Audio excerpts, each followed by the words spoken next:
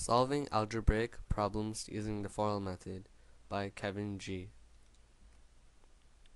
This is a review of solving algebraic equations. So to solve the first problem, number 1, you multiply all the outer values by their inner values. And you end up with 28 plus 63x, which equals 154. Now to continue on in this equation, you would have to subtract 28 from both sides of the equation, and your result would be 63x, which equals 136. And to find the root of this equation, or the answer, you'll have to divide 63x by 63, and what you do to the left side, you have to do to the right side. So you divide both sides by 63, and you will find that x equals 2.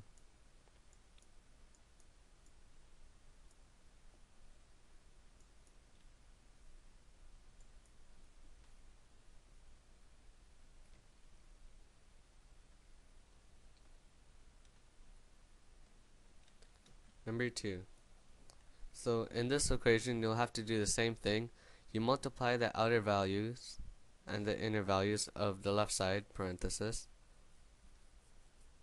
And once you multiply 4 by the inner values of the parenthesis, you get 24x minus 28, because 4 times 6x equals 24x, and 4 times negative 7 equals negative 28.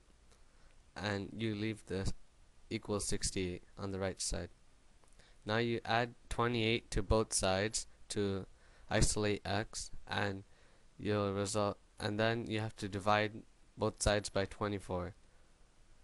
So when you add 28 to both sides, you get 24x equals 96, and to isolate x, you have to divide both sides by 24, and you'll find out that x equals 4. Now this is the FOIL method. The FOIL method is a process used in algebra to multiply two binomials.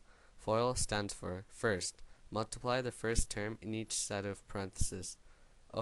Outer. Multiply the outer term in each set of parentheses. Inner. Multiply the inner term in each set of parentheses. Last. Multiply the last term in each set of parentheses. Now we will be using this FOIL method to solve this problem. 3 plus 7x times 6 plus 2x. Now let's give this method a try on this problem. First, we start by multiplying the first term in each set of parentheses, and then we write down the answer below the problem. So 3 times 6 equals 18, and then we mark down the 18 below the problem. Now we multiply the outer terms.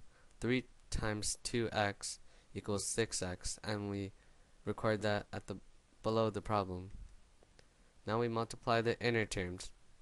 7x times 6 equals 42x, and we mark 42x below the problem. Now we multiply the last terms, which is the last step to the method. 7x times 2x, which equals 14x squared, and you record that below the problem. Now you see that from multiplying the two inners and the two outers are like terms. Our last step is to combine these like terms. We see that 6x plus 42x equals 48x. Therefore, we record 48x below the problem, and this would be the answer to our question or problem. This is an overview of using the FOIL method.